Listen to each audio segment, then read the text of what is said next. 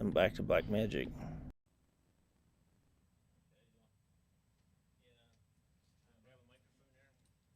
Tap on it and see if you see a level on. You see a level on OBS there. Yeah,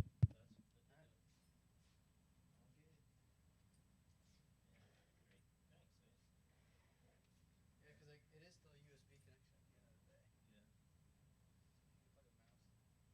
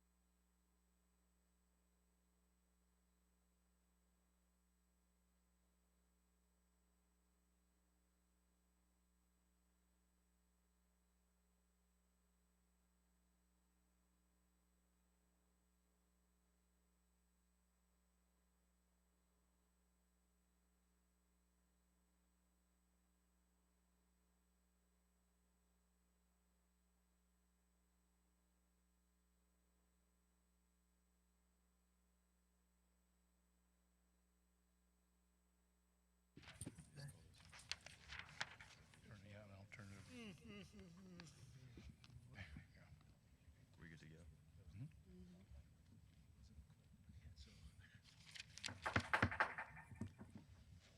Call this meeting to order and turn it over to Mr. Barwin. Thanks, Mr. Donovan. Jacqueline is on line tonight due to the weather to present from Boyer and Ritter on the 2024-2025 audit, so I'm going to hand it over to Jacqueline. Can y'all hear me?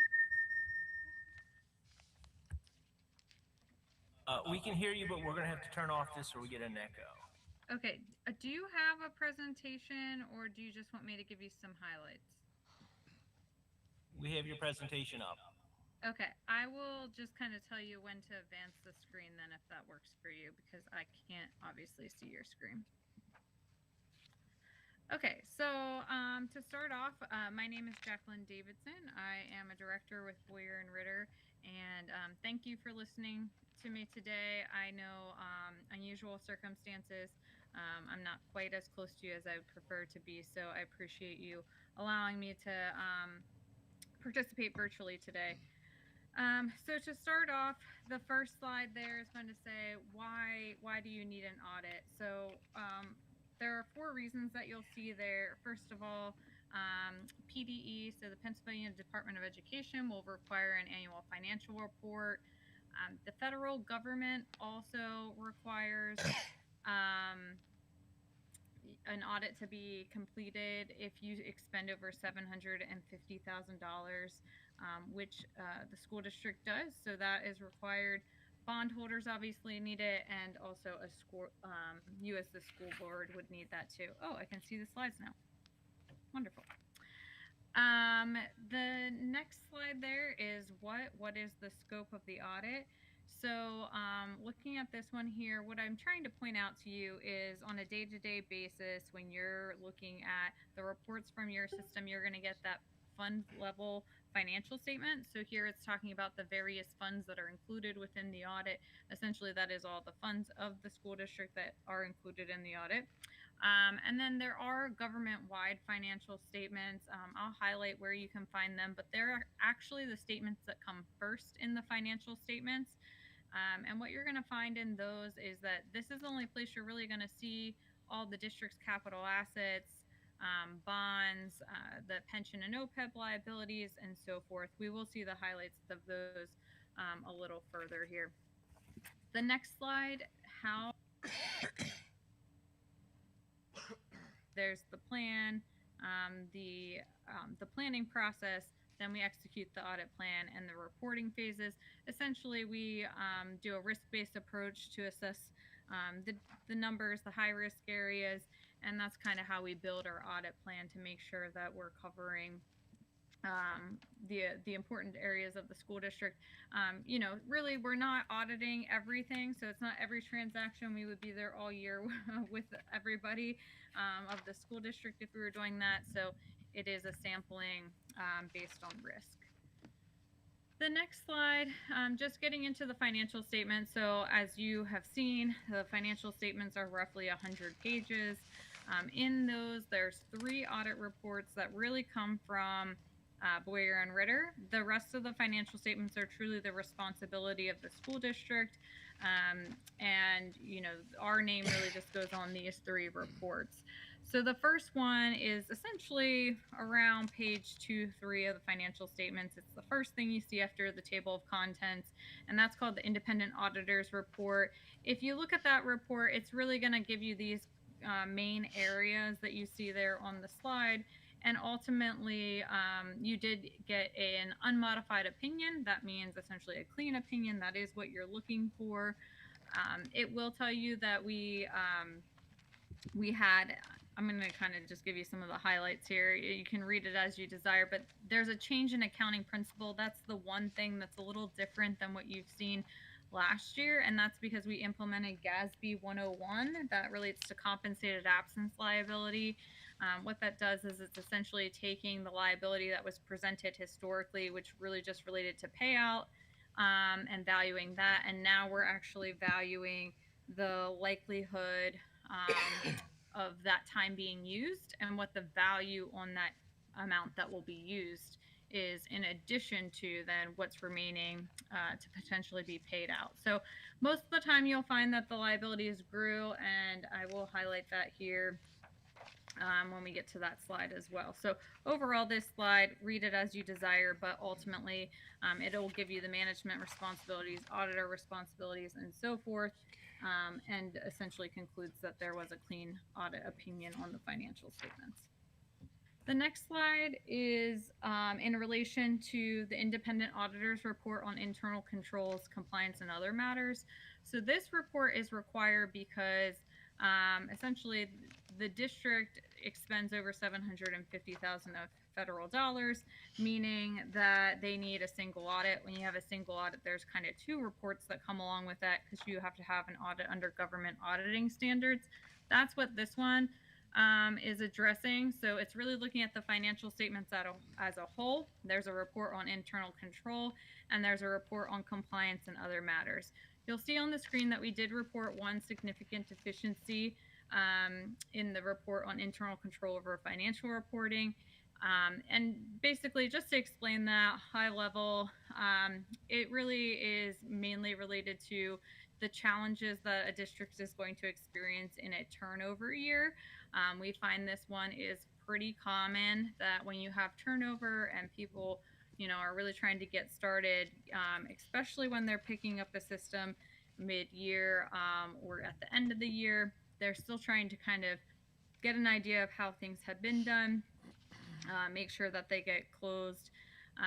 And usually that means the timeliness is not quite what you would see on a year had everybody been there and there wasn't turnover shifts. So that is what this is reporting. It just says that, we had, between the district as well as us, there are proposed audit adjustments that rose to the level that we needed to report this finding. It is the lesser of the two, right? You could also have a material weakness. We did not identify any of those. So this is really fairly common, I guess I should say, in the turnover process, so I wouldn't be highly alarmed, but it was an item to be reported on the report here. The next slide has to do with the independent auditor's report on compliance. So this one actually is really focused on the federal program. So what I was just talking about is the financial statement as a whole, which does stem from those government auditing standards. This one is based on the uniform guidance, and that is the specific federal program that was selected to be audited. In this case, it was the Title I program, and ultimately we did not have anything of issue to report there. So there's an unmodified opinion. We didn't know any issues on the report on controls over compliance. So this one, when you're looking at your federal dollars, there is no finding to report on this report. Okay, next slide. We're getting there. This is just going to highlight to you all the things that we were just talking about in terms of, I mentioned the government-wide financial statements and the fund-level financial statements. Here you'll see pages, starting on page 22, is where you can find those government-wide financial statements. If you want to look at the whole big picture, that's where you would look to see the district's capital assets, long-term debt. And then it will highlight some other areas that are kind of key areas. I know there's a lot of them on here. The one that I would note to you is management discussion and analysis. That is truly written by the district's business office. Caleb worked on that to put in, as stated, a discussion and analysis. So it gives you some comparative information of the financial report. So that's always a good area to look at. And then the reports I was just referring to in relation to that single audit would fall back there at the end, starting around page 91 if you choose to read the entire report. Next slide. This is just some of the financial statement highlights. So this is looking at the general fund. You can see it's going to give you the 2025 year column, budget, and then 2024 and 2023. This is a comparative. Really just to try to help you kind of see the progression and how things have been this year in relation to the past. You can see here that if you look at the budget and the actual revenues and expenses both came in over budget. Ultimately, the bottom line there, it says net change in fund balance. So the original budget, you can see they're budgeted that, the unassigned fund balance would need to be used for approximately 3.5 million, and you can see the end result came in right around 442,000. So mainly, if you look at the local revenues over budget, a lot of that really was driven by earned income tax, and interest income came in higher than budget. If you're looking at the state revenues, you'll also see those over budget. The PCCD funding, some of that was state revenue this year, the Ready to Learn charter schools. Some of those had increases or were, you became aware of them after the budget was drafted. So those are some of the reasons. Expenditures also there you can see came in over budget. It's pretty clear there. You can see the categories. The facilities, it just that had to do with the roofing project. So ultimately, though, at the end there, you ended up needing to use less fund balance than originally expected based on the original budget. The bottom half of this is the fund balance breakdown, restricted or assigned, as well as committed and unassigned. So committed is the one that requires board action by June 30th every year to determine the amount to be committed. If you commit it in the past and you don't use all of that commitment, it can continue. But ultimately, committed takes board action to put it there or take it away for a different purpose. Otherwise, once it's there, it has to be used for that manner. Restricted or unassigned. Assigned meaning typically the business manager can define that in different categories, basically at their discretion to pinpoint some fund balance for use into the future. And then, of course, we have unassigned.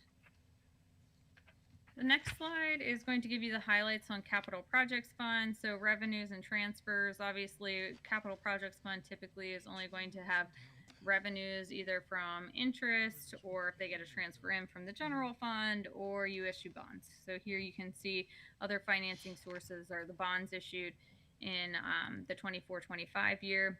Change in fund balance there is going to show essentially a loss, but as you know, you're getting bonds and then you're spending that money on projects. So you can see the expenditures this year being $15 million.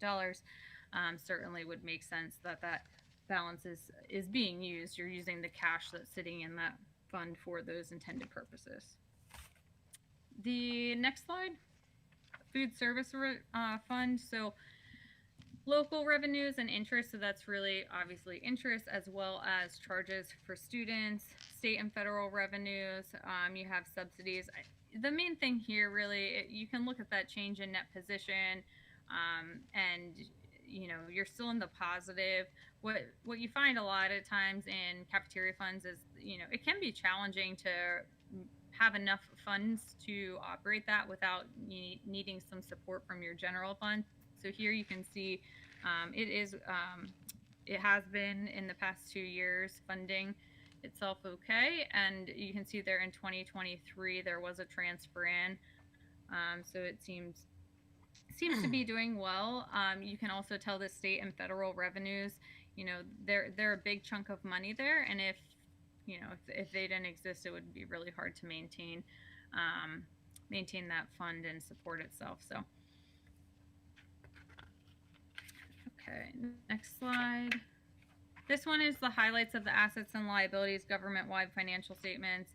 So these are the items that I said you're not going to see. Some of these you will see throughout the fund's financial statements, but the government-wide financials are the only place that you're going to see the items related to capital assets and long-term debt, which is essentially everything below cash. You'll only find in those government-wide financial statements, as well as a piece of it you would see in your food service fund. But capital and right to use assets, 63 million. So as you know, you have some construction projects going on. That's the big driver of that increase. That is the net, so that is including accumulated depreciation. General obligation debt, that one did increase with the issuance of the new bonds. Leases and subscriptions, you might recall, in the past few years, you have to start putting a liability on in relation to those, and they present value that. So those are the liabilities existing with them. And compensated absences, this is the one that I had mentioned with the change in the GASB 101 implementation. You can see a big increase from 2024 to 2025. That's the reason for it, is because of the implementation of that standard. You can also see the net pension liability. Those, as well as the OPEB, other post-employment benefits, are driven off of actuarial valuations. You really don't have control over those. They come straight off an actuary's report. So those ones, they're there. That is a requirement from GASB and a few years ago as well. Time flies, it's more than 5 at this point, but those liabilities you'll only see here. So I just like to highlight those as well. Okay, we're almost there. The next slide. So these are some ratios we just like to put in front of you. You know, it just kind of helps to see things a little bit better. And I apologize, it looks like the 3 went a little bit weird there on your screen. But ultimately, the first ratio is looking at the current ratio. So current assets compared to current liabilities. You can see there's that 3.6 this year. You know, we typically see something in the 1.25 to 2 range, so you're beyond that. It is a little bit skewed if you want to look into that, because what happens is when you issue bonds, those assets sit as cash, so that's going to increase those current assets. But the current liabilities don't usually significantly increase in the same way, because you're going to be paying that debt over the course of, you know, the 20 years or whatever your maturity schedule is. So, you know, this is a little bit skewed, but it does help to highlight that, you know, the current assets available to support those liabilities, you know, they're in a healthy place. The other ratio there has to do with capital assets. You'll see it comes in at 0.55. What you're looking for there is it's kind of trying to see, like, it's giving you an idea as to whether your capital assets are kind of being kept up and retained, essentially, that they're, when we depreciate assets, right, that's essentially using down the life of the asset. So if the ratio gets too low, it's just essentially showing you that some of your assets are older than maybe ideal. And you know, it's really just for informational purposes, but we typically would see around that 0.5 mark as being in the normal range of what we typically are finding on school districts. So certainly you're in that normal range as well. Next slide, statement of activities ratios. So you'll see here, it's just highlighting, if you look at the statement of activities and those government-wide financials that we were talking about right at the beginning, these are some of the main categories you'll see on that statement, and it's showing you the percentage. So if you look at your revenues, essentially what percentage of the different categories, you know, what percent are they of the total. So as you can see, tax revenue is coming in around 53% of your overall revenue, and basic ed funding would then be a close, you know, it's obviously substantial there to support the district as well. And then up top, 23% with the operating grants and contributions. But you can see the year to year, they're all, you know, roughly in that same range of percentages each year. But certainly, as we know, taxes are the one item that you have that more control over, to ensure that you have revenues to support the district's needs. So we just like to show kind of that percentage breakdown. And then to the far right hand side, this is just looking at, as a percentage, total income divided by your total expenses. Usually we're looking at like a 1-to-1 ratio. So that 100.85% is showing that you're right within that normal range of what we typically see as well. Okay. The last thing I just wanted to mention is with the financial statements, there was also a required communication letter as well as the management comment letter. The required communication letter is as stated. It's our letter that we're required to communicate to the board any issues we may have run into. So it's telling you, no, we didn't have any uncorrected misstatements or disagreements with management or significant issues to discuss or difficulties encountered, right? So overall, things went well. Yes, we had that one deficiency that we reported. Again, I truly believe it's relation to turnover and a relatively normal thing to have occur. And then we have the management comments letter.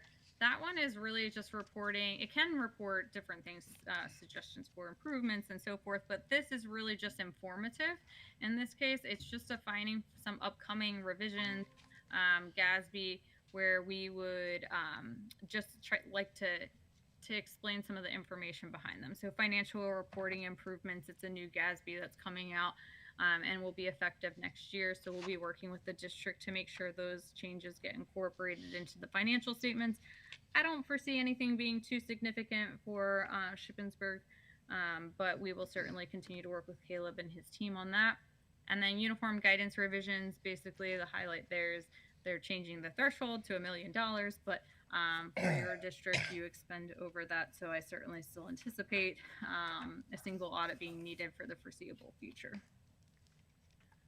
That is all I have for you. I know that was probably plenty because it seems you all have lots to talk about today. But again, I really appreciate working with you all. Caleb and his team put a lot into this, and we appreciate all of their patience and all of their efforts in the audit process, as well as the time you all have given me today to provide this presentation to you.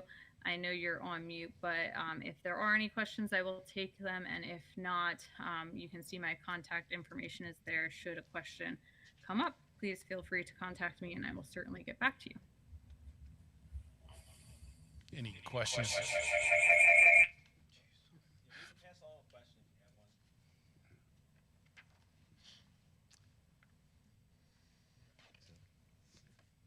Okay. Thanks, Jacqueline.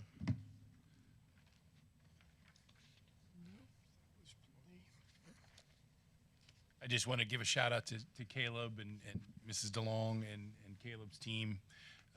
The audit is always a big event, and great job coming through with it with great remarks. So thank you. Thanks. I just want to touch on a couple things before we end the budget finance. I'm going to give a brief update on February 9th meeting just to go through what's, we didn't really get the chance to delve into this budget since it's been approved, the state budget, so I just want to give an update on that. That'll come February 9th during the board meeting. We do have a full budget and finance committee meeting for February 23rd. That's where I'm hoping to really delve into next year's budget, 2026, 2027. The governor is having his budget address, that's already coming up. We just passed this one for this year, and he's already given the budget address February 3rd. So that's next week. I'm sure it won't say a lot, but I'm sure he'll have high hopes and high demands in that budget address. So I'll give an update on that too, from what I hear from that.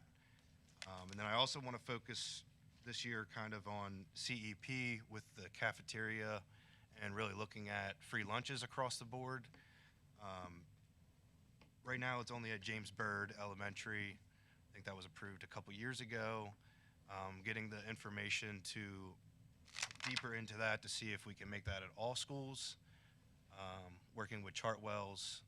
Hopefully they can come in and present a little bit more on that, as that's kind of out of my realm a little bit. They're more the experts, so they'll hopefully be in at the end of February as well to give an update on if we can pursue that. And just to remind the board on how that works,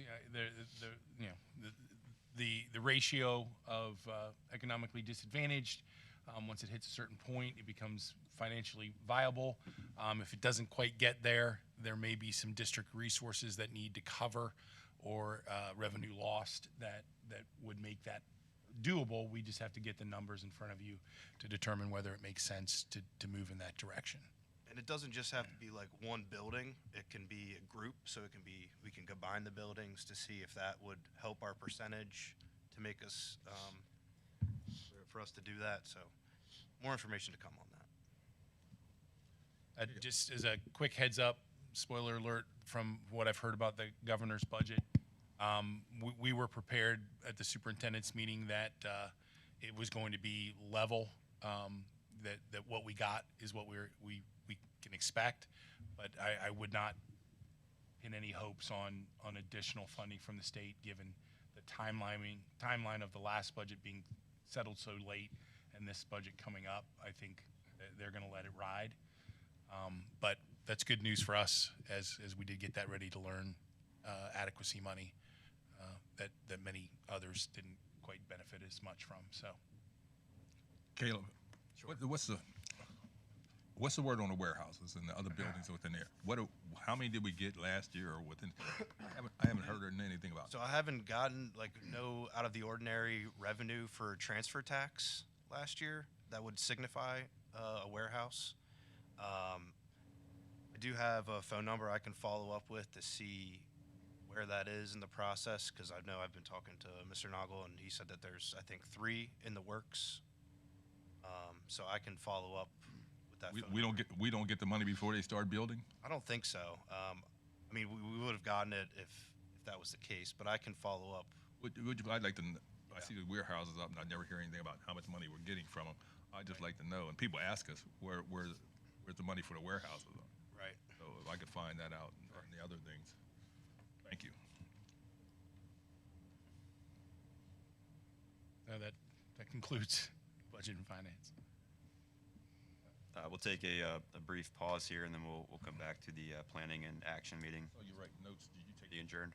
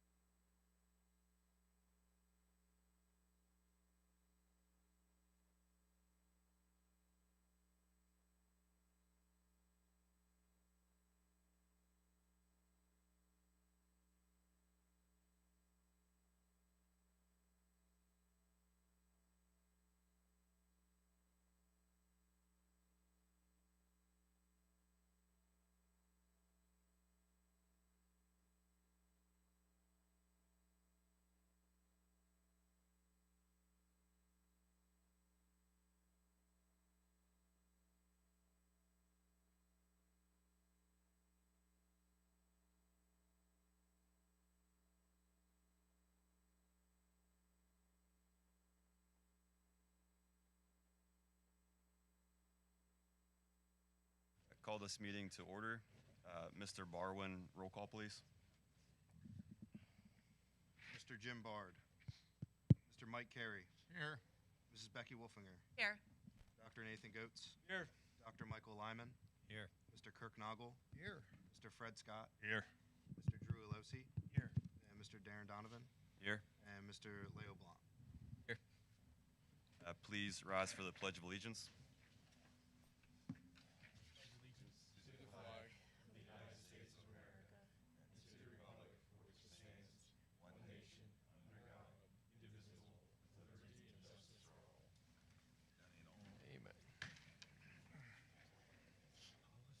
As we begin our deliberations this evening, let us once again be reminded of our duty to represent all the children of the school community, regardless of age, sex, race, or creed, and regardless of need or ability.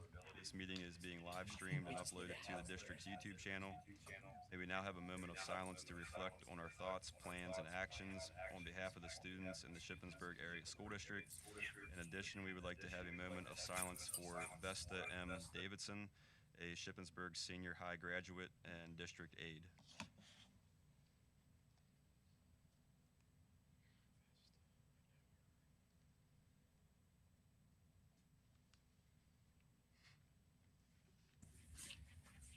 All right, moving on to the agenda approval. Mr. August, are there any changes to the agenda? Just some minor ones under the 6G, change in chair from Kirk Noggle to Drew Alosi on Budget and Finance, change in chairs from on the Building and Grounds Committee, from Mike Carey to Kirk Noggle. So Drew Alosi, Chair of Budget and Finance Committee, Kirk Noggle, Chair of the Buildings and Ground Committee.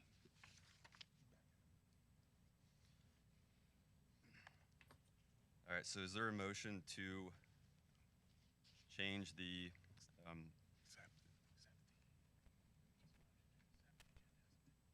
is there a motion to accept the agenda as amended? So moved. Motion made by Mr. Alosi. Is there a second? Second. Second by Mrs. Wolfinger. Any discussion on that? All in favor? Aye. Any opposed?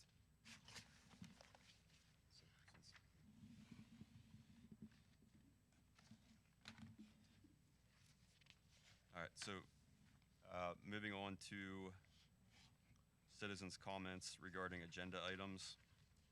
I don't think there's anybody signed up here this evening. And then on to reports. Mr. Blount. Good evening, everyone. I apologize for not being at the last board meeting. I've had a lot of soccer recruiting showcases going on, and that has required me to be at practice. That's all done now, though, so I'm going to be at the rest of the board meetings for the rest of the year. So getting into my report, I don't know if this is already mentioned or not, but a huge shout out to Sarah Wiest, who has made Shippensburg history for being the first ever female Eagle Scout in Shippensburg. If that was already mentioned, good for her being mentioned at 2 board meetings in a row. The boys basketball team is 6-12. The girls basketball team is 9-9 and is only 2 spots away from playoff contention. The swim team has just held its senior night last Thursday against Gettysburg. It was a memorable event, and I had the opportunity to watch it. Congratulations to all of the seniors, and we wish the whole swim team good luck going into their postseason. And boys and girls wrestling has just wrapped up their regular season.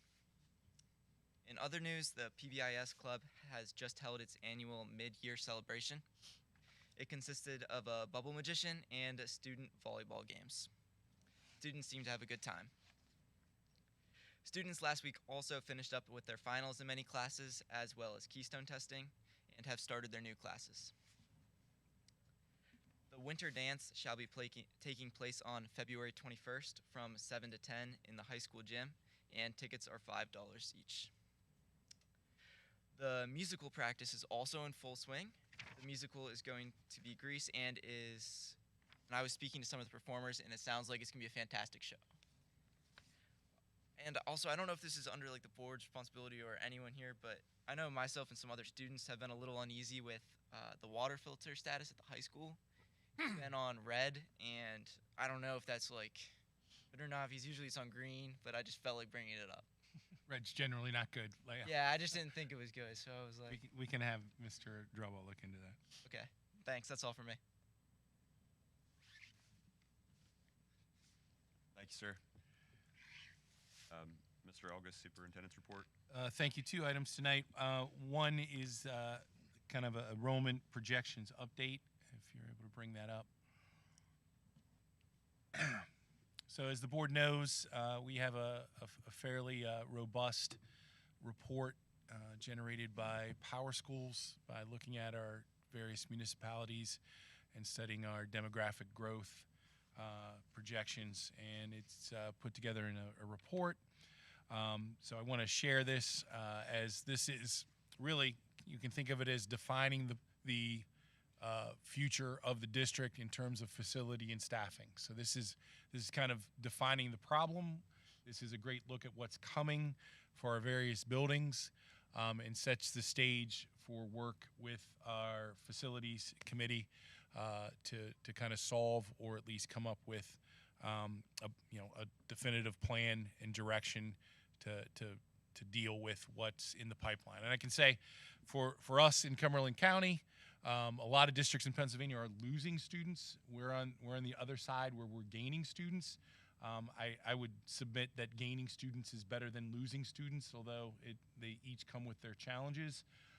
We're not looking to furlough people and having other issues, whereas other districts are having different conversations than what we're having. So if you could slide down, Mr. Long. So what I put together was an executive summary, really kind of like what did this report tell us at a higher level. So the first thing the board and the community need to understand is that our growth is not a short-term spike. It is gradual, sustained, and cohort-driven. And I'll show what that looks like with more detail later in this presentation. But this is not a problem that is going away. It is a challenge that is with us. The good news is that first word that's underlined is that it is somewhat gradual. Okay, so our enrollment is different from others in Cumberland County that are seeing very, very high and aggressive enrollment increases. Ours has been gradual. It is sustained, and our students who enter our system, as I will show you, their cohorts gather steam as they move through K to 12. We are absolutely, as I alluded, planning is needed for us to specifically to plan downstream for impacts at SACE and the secondary buildings within the next 3 to 6 years, to have those plans off the ground and completed within that window. Should be noted, and you will see this in the numbers, there's enrollment growth pressures that are different between our 2 elementaries. When I came on board, looking at the growth in both buildings between James Byrd and Nancy Grayson, I remember looking at it. One was 51% of our elementary population. The other one was 49%, which means we had really great district boundaries to make those buildings that are equal size have equal populations in them. So what we are projecting is that is no longer going to be the case, which can either be solved by redrawing boundaries, never popular, or addressing it in other ways. Okay, so you will see that Nancy Grayson's long-term growth is kind of the flashing red problem that the district is going to have to address. And then finally, the last point in this executive summary is that the board and administration are going to have to look at staffing and scheduling very flexibly to deal with cohorts in the system. So where's this growth going to be happening, and how we deal with it is going to take some planning and some creative solutions. So on to the next one, please. So this is a wall of numbers, and I hate sharing this with you, but I wanted to kind of show you, if you can scroll down, if you see the the bottom right where it says increase cohort 2035. And so if you look up in our current where it says 267 in the upper left-hand corner, and you kind of follow that cohort down, you can see every year they grow in capacity. So when that kindergarten group by 2035, they are going to be in 10th grade. We will, based on these projections, that cohort is going to have 105 more students in it based on these projections, okay? If you look at our first graders, they're going to have 71 more students in that cohort, and our current second graders, by the time they're seniors, will have projected to have 75 more. And just a reminder of the board, we get a conservative model presented to us and a moderate model of projections. So far, we've been tracking towards the conservative model more closely than we have to the moderate model, but obviously with developments that can change, okay? So that's really kind of one of the problems I was alluding to, or challenges, is that it's gradual, sustained growth through the system, okay? If you look across at our elementary kindergarten numbers, they're not really crazy that we haven't seen in our system already. So they're coming, but over the course of their career, they're gaining steam from a population side. I've highlighted the yellow band because as that group gets at the secondary level, specifically SACE and the middle school, they begin to hit a tipping point of numbers that are going to be a challenge at that building, okay? Any questions on this graph? I know it's a wall of numbers, and I have some other helpful, more approachable graphics to share. Any questions on that? Yeah, I just, I don't know if this is picking up. In regards to the numbers and what is taken into account to calculate that, conversation with the local townships would yield information to our schools to say this is what is approved as far as a housing development, and so this would not take into account a housing development that has not been approved by the township supervisors. So my question it's not about my opinion on the matter, but there's a piece of ground that's the talk of the town is a data center, and if that data center is not approved and in its place a housing development, that would then increase the numbers that we're seeing as far as that growth in cohort over time, almost exponentially, depending on the size of what that development could be. Correct. I think, depending on what goes in, it's not a one-for-one. Not every house is going to yield a student, but certainly, like, this is a snapshot. So just so the board is aware, and Mr. Losa, you categorize that. This is a snapshot based on the information that was available when Power School reached out to the municipalities, along with the regular birth cohort growth for, and I can't speak to those metrics of how they get those. So some of this is the housing, some of this is just natural growth that we're expected to experience. So you are correct, and even from our last year number, our last year report, there were significant differences from last year's report. So this may be a bit of a moving target for sure, but this is the best information we have currently, and we will continue. I think that's been money well spent by the district to really give us a handle on what's in the pipelines for us. I don't know that you know the answers to these questions, because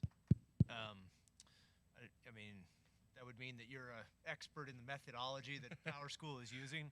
But I'm just noticing, like, looking across the top right there at the kindergartners, across those years, and it's essentially saying that the number of kindergartners is going to decrease, but then what's going to increase, like the sort of overall population is going to increase, suggesting that the growth is not, like, I don't know, homegrown, but the growth is people moving in that already have kids. So is that based on then the assumption that there are, like, I don't know, middle income housing developments where people move in that don't necessarily have like little kids, but like are sort of mid-family situation? Is that where that's coming from, or do you know enough to speak to that? I barely know enough to speak to that. You know, my understanding is it is a combination of the housing and the houses that are being projected to build, and then the algorithm for how many kids those types of units produce, and then also I believe other metrics within the county that are showing growth of populations in general. So I think it is mostly driven by move-ins and houses being bought by people with kids. It's just really curious to me to, that projection for kindergarten is going down, right? I mean, I don't know. It's a weird. Yeah, that's all I have to say. I don't have much, it is definitely much weird more to say, but a couple years ago, like that. I mean, we thought that where those kids that are now in second and third grade, we thought that trend was continuing, right? That we were really worried, and then last year we were sort of relieved, and then this school year, we were like doubly relieved, right? That those numbers weren't in the 300s. I mean, that was at least my assumption about where the growth was going to be coming from. And these projections are saying that's not where the growth is coming from. So it really is dependent upon these assumptions about the, development, building and what types of families are going to be moving into those developments. Which seems much more of a shaky assumption to me than being able to like forecast babies born that are gonna show up in kindergarten. I don't know. So I guess I don't really. Whatever. I don't expect you to have the answers to these questions, right? But it just seems to me that in the level of confidence in the projections, these might be like less confident projections, because that seems. I don't know if you guys are picking up what I'm laying down, but it just seems like some types of predictions seem more like probable than other types of predictions, and these seem on the order of less probable. Not to say that we shouldn't still plan for them, but I just yeah, I mean, that's a lot of growth, right? That's a lot of growth in 10 years just coming from move-ins that are like sort of mid school career like move-ins, right? Like, I mean, that just seems like a lot of growth in that area. Yeah. But even if you look at the bottom, Nathan, I mean, you can see that it slows down, like with the percentage at the bottom. We're like growing, and then all of a sudden we're not. You know what I mean? Yeah. So I would agree with that. The model is kind of a wave that descends, but I would also point out, like 10 years from now, those are probably less reliable. Yeah. Than the shorter term ones. Yeah. It would have to be. So, yeah. So There's really no way to. I mean, I guess, my biggest, 2-3 years ago, whatever, we were all kind of panicking about space in the elementary schools. And this does not suggest that panic is warranted necessarily. Although, I don't know. I guess, what is that? Can you scroll up a little bit? Is that the third grade year? For some reason, maybe that's fourth and fifth. And it works through. Whatever reason, we're going to have like a ton of fourth and fifth graders, like sort of continually. we already do. Well, I know, but but continually, right? I mean, even though, like, the kindergarten. I mean, why is it that we don't have that many kindergartners, but suddenly we're going to have a ton of, like, second, third, and fourth grade? I don't know. It just seems strange. I'm sorry. I'm just thinking out loud a little too much. I get what you're putting down. I'll stop talking. I get it. So next slide, please. So to that point, looking at K3 projections, try to again make this like approachable. So if you look at the far right, current to 2035, if you look at James Byrd, it's actually projected to have fewer students than we currently have at James Byrd in 10 years. Okay, you'll notice that the green and yellow are indicating kind of like where it's growing. If you look out at 2031 on, that's where you see Jamesburg's population beginning to decrease. But we really don't ever get higher than what we have in the building now at 499, and it crests at 508, but then comes down. Okay, so, or at least projected in these projections. Okay, yeah, and you can see the total per grades there where that attrition takes place in 2035. Nancy Grayson a little bit different. We see more steady increases. The blue is kind of like just neutral, but we get that growth more immediately, and we have definitely a spike for both buildings in 2028, and then it's that lull, which could be a function of not accurate projections out. The part I would like to highlight for you is what I mentioned before. By these projections, there's a difference between Jamesburg and Nancy Grayson by 2035 of 105 students. Okay, so that the days of that balanced buildings are looking to be somewhat over, and that 105 probably is indicating at the end of the day, if you look at 2020 or 2035 for Grayson, their net growth is only 10 students from where they are now. It's just how do we get to that, and do these projections remain the same? Okay, but I did want to highlight that difference between the buildings, because that will probably be something that the board is going to, and administration are going to have to factor in. Questions on this slide? So it seems like, whatever. It seems like the big concern will be like right around 2030, where we hit kind of peaks at both schools. Right, it's that gradual, sustained. We, spoiler alert, we do have time. That is the good part, to make some planning decisions, but we don't have forever. It's not a ton of time. Right. So I would say we're in the sweet spot to make some hard decisions when it comes to facility and staffing. The one thing that might alter the balance between Jamesburg and Nancy Grayson is some of the development we're talking about is in the Jamesburg end of things that haven't hit the. And this I could be here next year with a completely different set of enrollment projections. So next slide is SACE, the intermediate building. As you can see,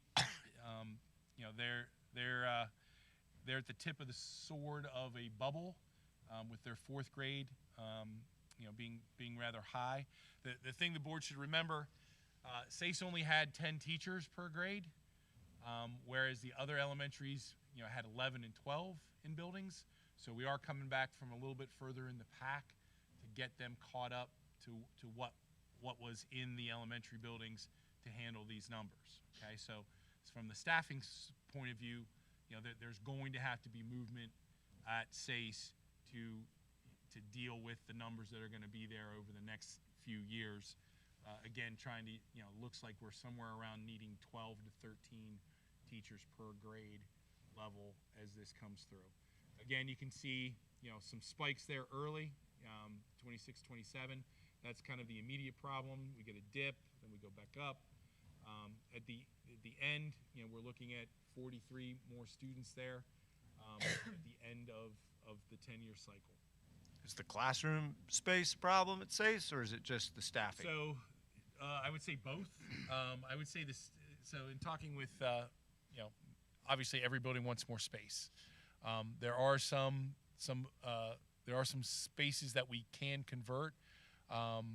That their labs, there are other things that would get reconfigured to be classroom space.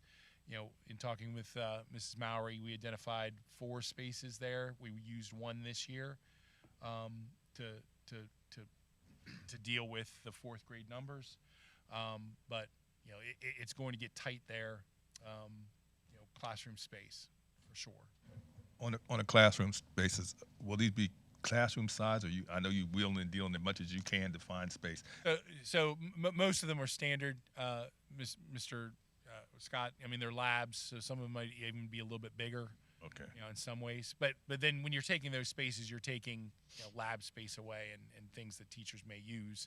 It's not ideal, but it is a short-term Band-Aid until help can get on the way. Well, that's right now. I know you're using some closets, real small rooms for things. Will you be able to hope to include that, making them bigger or making a room bigger? Well, it depends on what we decide to do facility-wise there, Mr. Scott. I don't know about the input of the actual building, but shifting things over to a new wing, if that's the direction we go, I mean, we would factor in where those things are and where they need to be. I just know we have some classrooms, and I know you to make sure classrooms, we turn closets into classrooms, closet size bathrooms into bat. Yeah, we So, in talking with Mrs. Mowry, there is space there for classrooms. all right. Yeah, not a ton. And not particularly ideal, right? Less than ideal. I mean, they'll take some work to get us to reconfigure them. I wouldn't say a ton of work, but it is something that, again, we have some time. And it's not going to be perfect as we're navigating this, but decisions do need to be made there. Next one. I just threw this on as an easier, more approachable graph. It just kind of shows you where the trends are. It shows that gradual elementary population being, a little bit further. That's for the elementaries. Next up is the secondary, middle school and high school. Again, going to that far right side, as you can see, 10 years from now, we're projected to have 211 more students at the middle school, and we are currently slated to have 338 at the high school. So that is literally another another class of kids, another graduating class. Definitely at the high school, almost another one at the middle school. I've circled the middle school years. As you can see, those numbers go from the mid to high 800s, and they accelerate really quickly as that bubble comes through and hits that. Just a reminder that the beauty that is G Blues comes back to haunt us in 6th grade as that additional kind of hidden class gets folded back in to the main population. So that's an additional 24 students that currently aren't in this kind of projections or in those numbers. Okay, senior high, again, we see that incremental growth, steady growth from here on out. The high school does have a little more flexibility with programs, particularly with those pathways. There's some abilities there to double up rooms, not ideal, but somewhere along the line, the high school is going to need some additional work as well. Questions on that slide? Next one, again, just a more friendly graphic version of what we're projected to see there. Obviously, that line's a little bit steeper than the elementaries, and again, we've been trending to the red line more so than the blue, but that could change as well. Next slide is the high school. That's showing a pretty big sweep as we get above that or near that 1,500 student mark. Okay. So, quick clarifying question again. When you were talking about the high school, you said, hey, because of, pathways and other sorts of things, and I guess you said sharing classrooms. I guess that just means like a teacher might have a classroom that is not being used a particular hour, and so then you have, another teacher in that space. So you don't have like one-to-one teacher classroom sort of Correct. thing, but teachers on cards. share classrooms and Yeah. whatever. So I'm here. I think I'm hearing you say this is definitely a staffing concern. It may or may not be a facilities concern. I would say so. The high school's a little more complicated. What I can say is if we make the back end, it's not going to solve all of our problems. But if we make the junior and senior year more flexible, as Mrs. Fritz came and presented on that pathways, and students are out at jobs, they're at dual enrollment, they're out at internships, they're out of the building that senior year, that relieves some of the pressure. Okay, so on the agenda tonight is that program of study, which is a giant leap for mankind to loosening that up to get students out. It's not going to solve all of our problems. Staffing may be an issue because to support that program, we're gonna have to be able to have electives, and as we get more students and we have the graduation requirements and the state testing, we're going to need more sections of Algebra 1, more sections of English 2, where those students, so we're going to spend more human resources teaching those core things. We just have to make sure we have a comprehensive program that supports the pathways, and that's where the staffing will come in. But again, there's a little more freedom at the high school. I definitely see it being both. The staffing, we're going to have to make sure we're as efficient as possible with the staff that we have. But I can see it also. I mean, you're adding 380 some kids theoretically in 10 years. That's going to mean we're going to need more algebra, more English, more bio, for sure. So, let me ask a question this way then. I guess what I'm asking is, I don't see that there is a sort of perfect correlation between staffing needs and facility needs. That it sounds like both will be needed, but the slopes of those lines are different. The slope of the staffing needs is steeper than the slope of the facilities needs line. Is that accurate? I think that's my initial analysis, Dr. Goetz. Okay. I think if you talk to a high school teacher, no one wants to be on a cart. So there's some of that, and it's not ideal. But I don't even know if that solves all of our problems. But definitely with 388 more students, we're going to need more staff, at the high school. Yeah. For those keeping score at home, I was triggered by your use of the word algebra, so I decided to use an algebra metaphor in Okay. talking, in trying to explain my point. Appreciate that.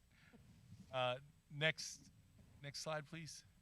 So this just kind of shows and is a really good, I think, summary of where our 10-year enrollment is in percentages. So if you're going at the conservative side, okay, our kindergarten actually kind of goes down. We saw that in the graphs. We saw that in the data. Theoretically, if we're just sticking to conservative. If you look at our K-5, once that initial wave comes through, we get that growth of 2%, and it is at the secondary level where we see significant growth coming in those 10 years. So this is kind of a good summary of like what the percentages increases are that we're facing. Right, but those are percentages going all the way out 10 years, right? What we're really planning for is those pigs and the python that are going to come through in between now and those 10 years. Those are coming sooner than, so this looks a little rosier than what the reality is. Right. So I should have underlined the 10-year part of that. Yeah. Hopefully I've driven home the needs at SACE and the needs at the middle school are my largest concerns right now. So it's those, because all the projections are sort of waves, right? But it's those peaks of the waves. That's what we really have to plan for. Right. Because this looks, 107%. I could deal with that. But about 5 years before that, it's probably 120% or something like that. Right. So, all right. Just real quick, just to kind of reiterate one last time. Recommendations: planning for additional capacity, staff rooms, classrooms, and staff at the middle school and high school. Obviously those increases are there. Review attendance boundaries for elementary level. Monitor enrollment annually, adjust projections as needed, and the peak enrollment occurs around 2023, but we need to begin the capital planning for secondary expansion by 2028. Okay? Questions? All right, so that's job security for everyone for the next several years. That's my favorite. Next up, I'd like to talk about the grants, and Mrs. DeLong, you can jump in where needed, as you've done a lot of work on these. So these are the administrative recommendations for our PCCD grant funding. Not a whole lot of difference from what we've done with it typically. For the PCCD grant, $171,011. We are recommending continuing the social worker position that we have in place. We've gotten good feedback on that position. It supports at G Blues and other areas. We're looking to for safety reasons, expand our walkie-talkies. Some of them are aging out, particularly at G Blues. So that's a big number for walkie-talkies, but it's enhanced security. And then purchasing additional security cameras at the stadium at SACE. That camera, everyone always wants more cameras, and so we have some blind spots in other areas that we continue to cycle through. The Ready to Learn adequacy funding grant money, which is $3,099,250.69, which is a significant bump in the governor's budget for us. The first bullet is something we've already been doing. We're just maintaining our kindergarten's teachers. The salaries for 2 ELL teachers, the third bullet, is something we're already doing. And so the other changes would be putting money aside for a new ELA curriculum for grades K to 8. As we've talked about reading scores and how to move up and improve our Tier 1 instruction. As we align to our letters training and the science of reading, there are some resources that need to be aligned to that training for our teachers. It's something that's on a high priority for our principals and something that our elementary teachers have been asking for. Those things can be expensive, so we wanted to squirrel some money away for that purpose. The next one is the welding class, which is slated to be in the program of studies to upgrade, to make that a more robust and get more kids opportunities to learn welding. There's $20,000 worth of equipment and upgrades. Paying for that out of a grant seemed prudent. And then finally, one of the main purposes of this money was to offset cyber charter cost. So we've designated $1.1 million towards that endeavor. We'll budget for cyber cost. The beauty of it, Mr. Barman, can you speak to maybe how we can build a capital projects fund from this? Is that something we should? Yeah, I mean, we can use this grant money to try and supplant already budgeted expenditures with the hope of a windfall, instead of just spending it on new expenditures and adding that to future budgets. It's always kind of dangerous to do that with grant money. You want to kind of spend that on one-time expenses and not reoccurring expenses. So this gives us an opportunity, depending on where those cyber costs come in, to redirect some money, supplant those costs in our budget already with these funds, and then move those funds recommended into a capital projects fund and start building that, because as you saw from my earlier presentation, we're probably going to need it. So, any questions on the expenditures of these items? Yes, we're applying for a grant to cover this. We're not applying. We've already got these monies, Fred. This is money we have in house. Yep. All right. And can you explain to me that the 1 point fund unbudgeted? What? Can you explain to me again what that means? So we take a guess at our cyber charter costs. Okay, so we budget a number. We don't know. We don't have any control over it. Yeah. Okay, so this is money that we can put towards those cyber costs. Okay, so whatever we budgeted, hopefully it's at or under budget, Fred, but we can defray the cost of that spending with these funds. So if we budgeted $4 million for cyber cost, we can take $1.1 million off that. If our budget comes in at $4 million, if we budget and pay $4 million, 1.1 can be paid out of this money, which means that money that we had budgeted can be moved somewhere else. Oh, okay. And there's nothing saying right now from the state that you can't use prior years of unbudgeted cyber costs. So I know a lot of districts are starting to use this just for cyber charter because the incline over the past 5 to 7 years has been crazy, crazy amount that has been unbudgeted for school districts. So this will help secure for the future our budget. That would make a difference about putting money into it. Right. This is part of the kind of the governor and the state legislature trying to help us with cyber cost. I would just add too that they allocate the money to the school districts, and then but they tell you what you can spend it on. So you can't spend it on whatever you want. And so there's a lengthy application then. So they tell you, like, you get this $3.9 million, and here are the things that you can spend it on. So then we work together to look at what is already budgeted for and find out where are the places, where does it fit. And that category specifically, it says fund unbudgeted increases in cyber charter. So do you have to estimate? There's no fixed number on charter schools. Is it how much we have to pay? You have to estimate. So it depends on how many kids are in the program, Fred. How many of our kids go to outside cybers? And all the charters, no matter what thing, like the CCA charter down there in Shippensburg, Carlisle, all over the place, that the kids that go there are included in that cost. Yeah. So we have to send payments to CCA. Yes. Okay. So this is, I know we're not super excited about paying salaries with grant money, and 12 kindergarten teachers having some salaries paid for. I assume this is pretty reliable funding, or we wouldn't be doing that.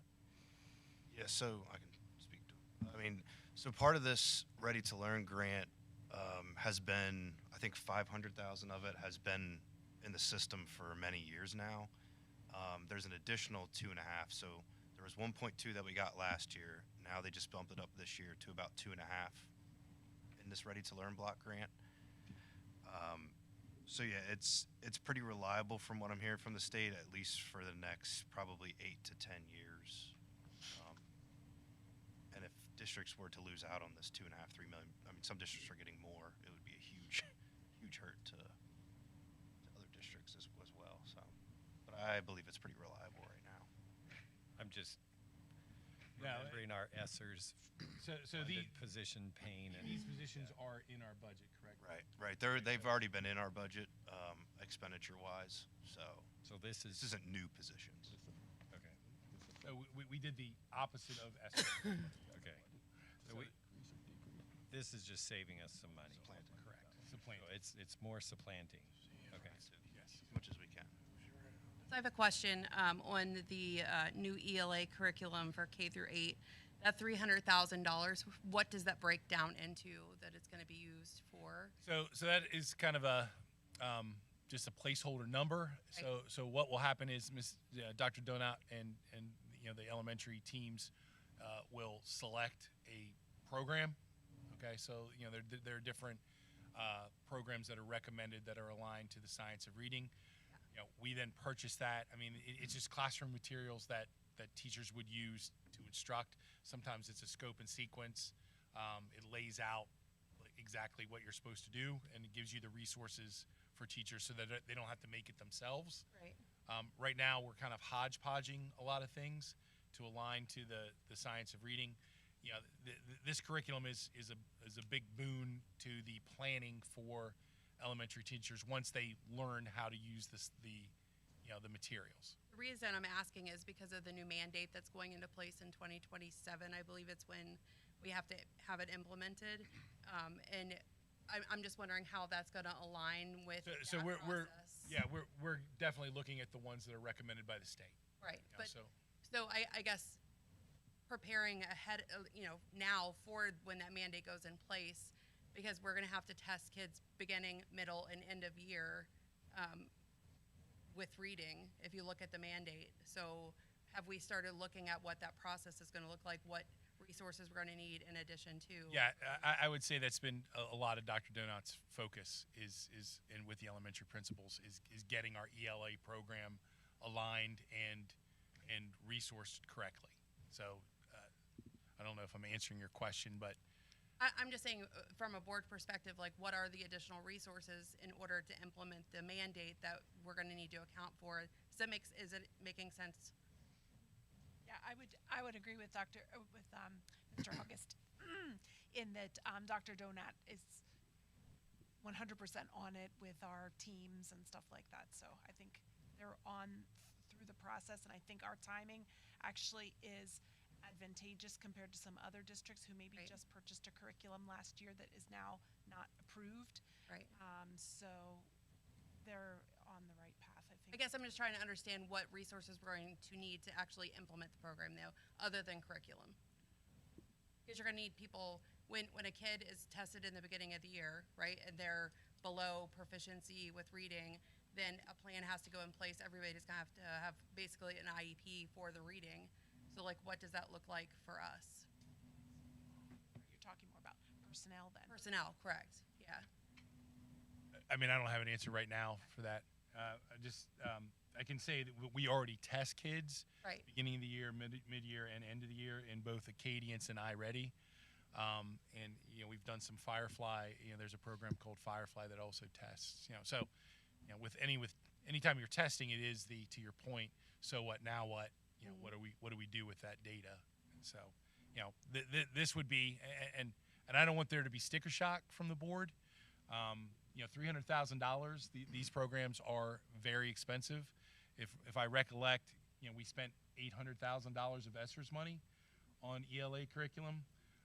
So this is maybe not the whole boat, but I wanted to put some money towards whatever we're purchasing. Okay. I would just add that there's a little typo on the screen here where it says, for the PCCD grant, it says applications are due 1/18. It should say 1/28. They're due. Thank you. All right, that's a very long superintendent's report. There's no other questions or comments on that. Thank you.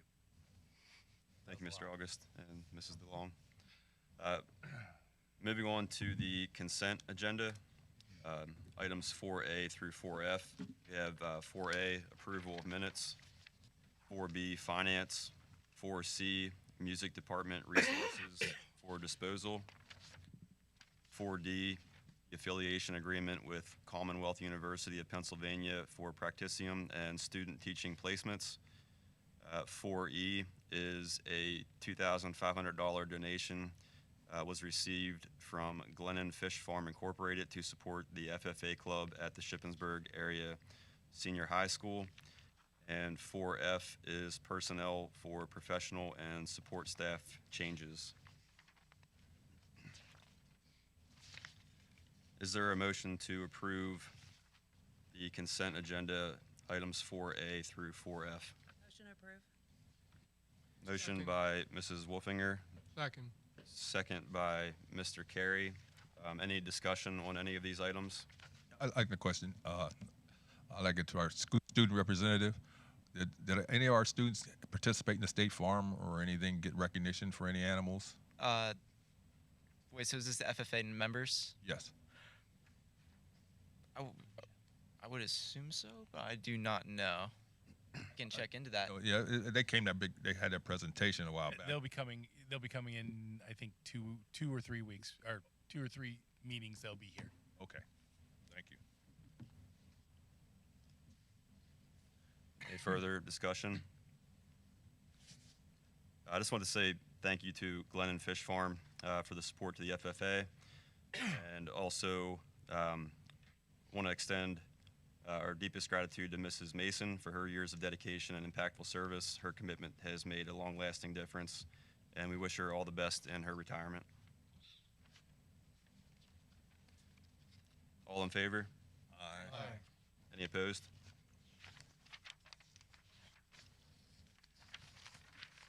Moving on to the action agenda. Item 5A, the job description for Human Resource Director. Is there a motion to approve 5A? Red Scott make a motion to approve. Mr. Scott made a motion. There a second? Second. Second by Dr. Lyman. Any discussion? All in favor? Aye. Any opposed? Item 5B, the Shippensburg Area School District STEM grant application. Is there a motion to approve 5B? Motion to approve. Motion made by Mrs. Wolfinger. Is there a second? Second. Second by Mr. Noggle. Discussion? All in favor? Aye. Any opposed? 5C is the survey request. Is there a motion to approve 5C? So moved. Second here. Motion by Mr. Carey, second by Mr. Scott. Discussion? All in favor? Aye. Any opposed? 5D is the high school program of study. Is there a motion to approve item 5D? Motion to approve.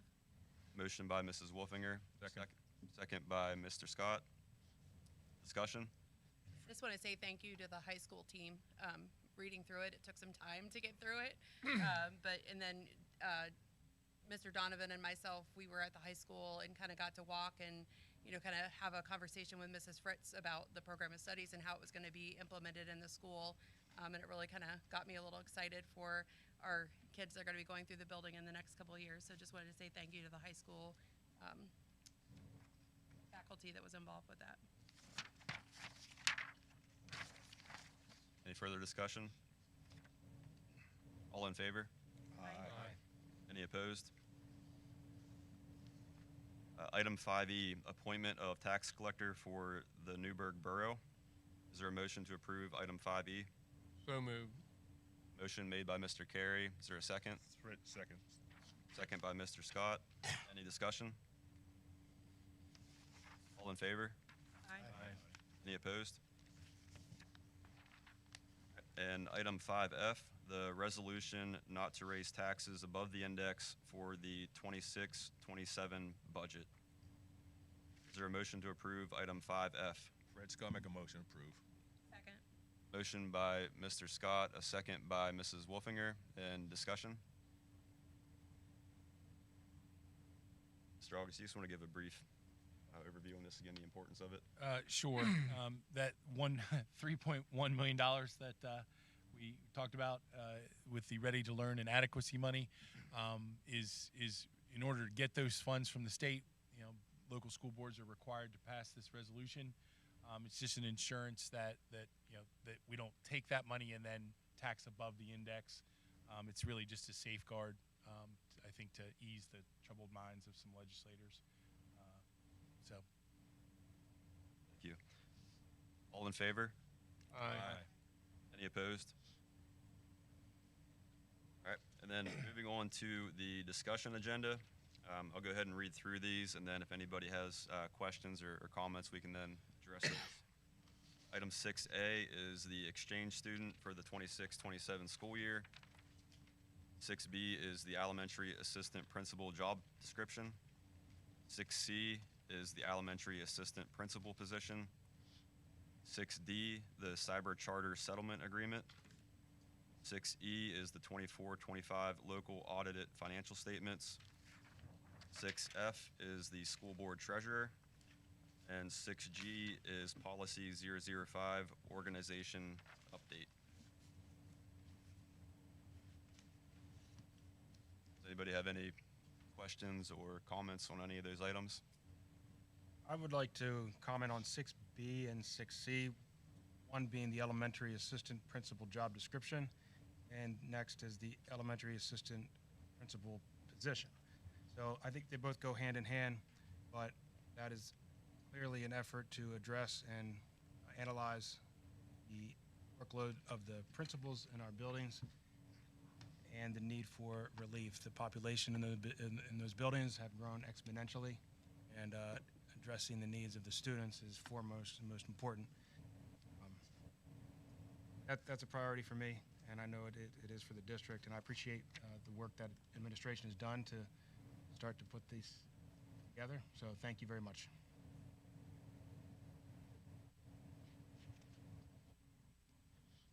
Anybody else? All right. Moving on to the citizens' comments for non-agenda items. I don't believe there are any tonight. So moving on to board comments. Start with Mr. Noggle tonight. Nope, I'm good. Dr. Lyman, I'm good. Mr. Scott, Someone turn heat down, but other than that, I got nothing. Mr. Carey, Just briefly, had the pleasure of going to the VOTEC meeting.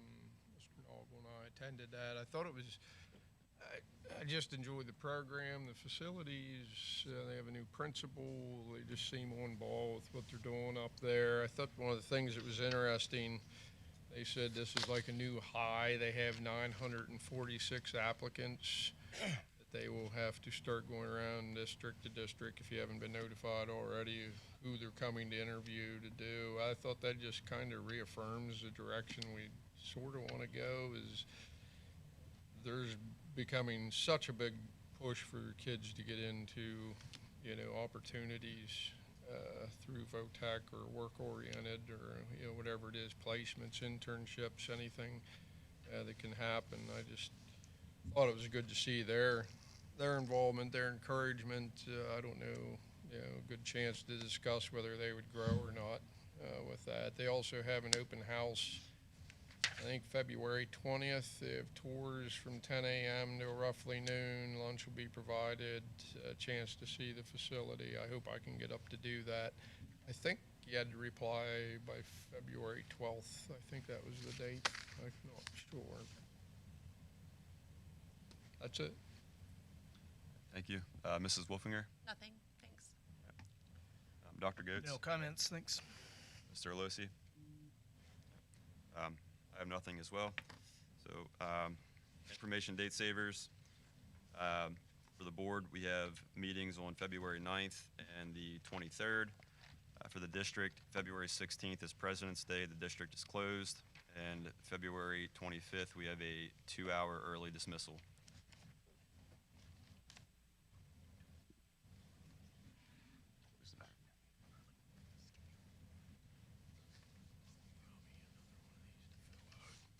Meeting adjourned. May I say, we don't